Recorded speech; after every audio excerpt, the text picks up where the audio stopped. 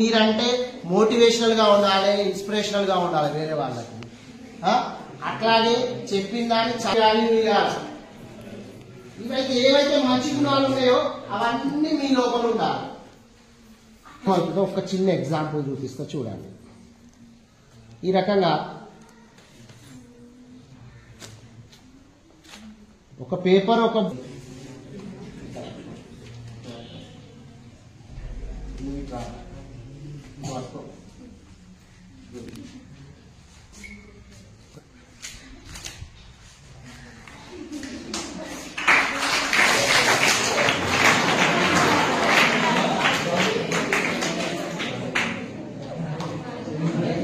బలం లేదా, నేను గమ్ము పెట్టినా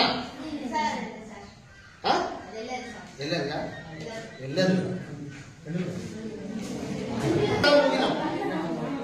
పుస్తకం మీద కూర్చో వస్తారా పెద్ద పిల్లవాడు.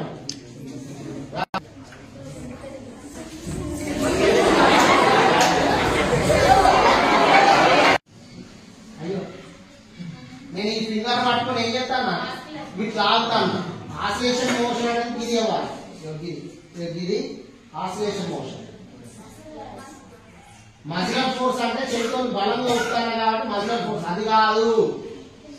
సూర్యుడు చుట్టూ భూమి తిరుగుతుంది కదా, భూమిని సూర్యుడు ఏం చేస్తాడు కానీ లాగుతాడు సెంటర్ నీకు. సేమ్ చెప్పు. సెంట్రిఫ్యూగల్ ఫోర్స్ ఎక్కడైతే మీరు సేమ్ ఒక న్యూక్లియస్ చుట్టూ ఎలక్ట్రాన్ రొటేట్ అవుతా ఉంటాయి కదా.